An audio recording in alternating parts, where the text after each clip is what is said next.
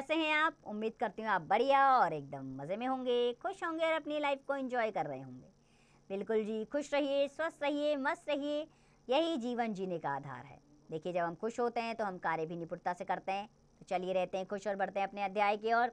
हम पढ़ने वाले हैं अपना अध्याय जिसका नाम है दया की जीत। तो बच्चों, पशु पक्षियों की देखभाल एवं सेवा करना का सबसे बड़ा धर्म है। जीव जंतुओं के प्रति संवेदना प्रकट करती हुई महात्मा बुद्ध के बचपन की इस कहानी को पढ़ते हैं। आइए। तो एक दिन सोते समय राहुल अपनी माँ यशोधरा से बोला, माँ, तुम मुझे कोई कहानी सुनाओ। माँ ने कहा, बेटा, कहानी तो दादी और नानी सुनाती है। बच्चे ने जिद करते हुए कहा, नहीं माँ, तुम ही मुझे कहानी सुनाओ। ओहो, तुम बड़े जिद्दी हो। ठीक है, मैं तुम्हें कहानी सुनाती हूँ। कहते हुए यशोधरा ने कहानी प्रारंभ की। प्राचीन समय में शुद्धोधन नाम के एक राजा थे तथा उनकी पत्नी का नाम माया था। उनके यहाँ एक पुत्र ने जन्म लिया। दोनों ने उसका नाम सिद्धार्थ रखा। सभी ने राजा को बधाई दी। राजा ने राज जोशी को बुलाकर बच्चे का भविष्य जानना चाहा। जोशी ने कहा, महाराज, यह बच्चा बड़ा होकर राजा तो बनेगा, पर यह राजपाट छोड़कर मानव सेवा और जीव सेवा करना ही अपना धर्म समझेगा। यह सुनकर राजा अधिक खुश नहीं हुए। उन्होंने बच्चे को राजसी सुख सुविधाओं की आदत डालनी शुरू कर दी। सिद्धार्थ अपने चचेरे भाई के साथ पढ़ता और खेलता था। महल के उपवन में अनेक पशु पक्षी थे जिनसे सिद्धार्थ बहुत प्रेम करता था। एक शाम सिद्धार्थ ने एक हंस को नीचे गिरते देखा। सिद्धार्थ ने दौड़कर उस हंस को गोद में उठा लिया। उसे देखा कि एक तीर उसके पंख में लगा है। उसने झट से तीर निकाला और अपने अंग वस्त्र से कपड़ा फाड़कर हंस के घाव पर लपेट दिया। तभी वहां उसका चचेरा भाई देवदत्त हाथ में धनुष लिए आया। उसने कहा, सिद्धार्थ, यह हंस मेरा है, इसे मुझे दे दो। नहीं देवदत्त, यह घायल है, मैं तुम्हें इसे नहीं दे सकता। दुखी होकर सिद्धार्थ बोला, तुम्हें दुखी होने की आवश्यकता नहीं है, यह जंगली हंस है, इसे मुझे दे दो।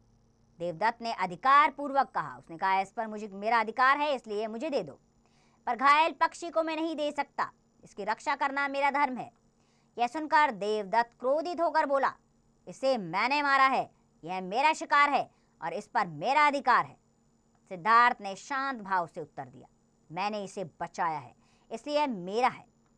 कहानी सुनाते सुनाते माँ ने राहुल से पूछा, राहुल, हंस पर किसका अधिकार होना चाहिए? राहुल ने कहा, माँ, हंस को बचाने वाले को ही मिलना चाहिए। माँ ने प्रसन्न होकर कहा, उचित कहा बेटा। वे दोनों भी लड़ते लड़ते राजा के पास न्याय के लिए गए। तो राजा ने फैसला किया, हंस पर पहला अधिकार सिद्धार्थ का है, क्योंकि भक्षक से रक्षक महान होता है। अतः हंस सिद्धार्थ को ही मिलेगा।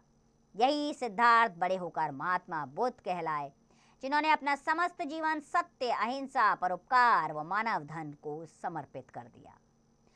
तो बच्चों, इस पाठ से हमने सीखा कि मारने वाले से बचाने वाला बड़ा होता है। अतः जीवों के प्रति संवेदनशील हमें रहना चाहिए। तो बच्चों, अब आपने क्या करना है? महात्मा बुद्ध के जीवन, कार्यों और शिक्षा के विषय में जानकारी और प्राप्त करनी है। आपने अपने अंदर दया और करुणा जैसे गुण अपनाने हैं। ठीक है, तो चलिए अभ्यास प्रश्नों की ओर बढ़ जाते हैं। सबसे पहले मौखिक प्रश्न। पहला प्रश्न, राजा शुद्धोधन की पत्नी का नाम था। राजा शुद्धोधन की पत्नी का नाम यशोधरा था। इसी प्रकार बाकी के प्रश्नों के उत्तर स्वयं दीजिए। दूसरा, इसमें सही विकल्प ढूंढना है। पहला वाक्य, राहुल की माता का क्या नाम था? तो यशोधरा, दूसरा विकल्प सही है। इसी प्रकार बाकी के विकल्प स्वयं ढूंढिए। तीसरा, सही और गलत का निशान लगाइए। बच्चे ने नानी को कहानी सुनाने के लिए कहा, नहीं, माता को कहा था, तो इस पर गलत का निशान लगाइए। बाकी के सही गलत के निशान स्वयं लगाएंगे आप। चौथा, प्रश्नों के उत्तर लिखिए।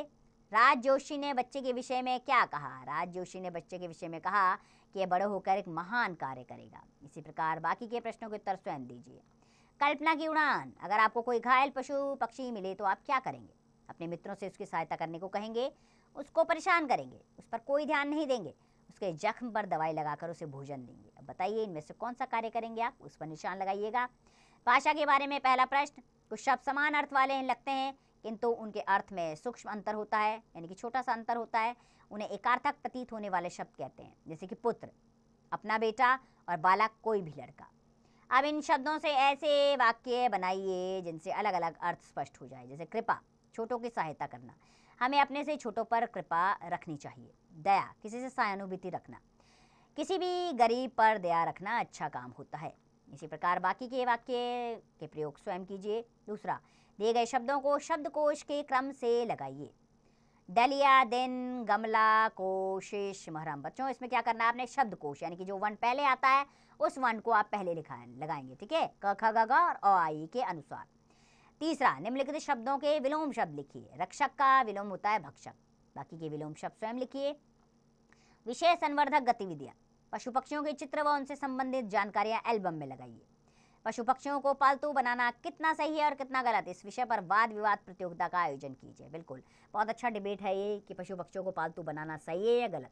इस पर एक स्वस्थ चर्चा का और वाद विवाद का आयोजन आपकी कक्षा में होना चाहिए, ताकि बच्चे अपना अपना विचार व्यक्त कर सकें। कुछ विचार आपके हों और कुछ बाकी बच्चों के। इससे मिला जुला एक निष्कर्ष निकाला जा सकता है जो आपके लिए बहुत लाभकारी होगा। तो बच्चों, मैं उम्मीद करती हूँ कि आप भी अपने मन में जीव जंतुओं के प्रति दया और करुणा का भाव रखते होंगे। जब भी कोई घायल पशु पक्षी आपको मिले तो आप किसकी सेवा के लिए ज़रूर जाएं।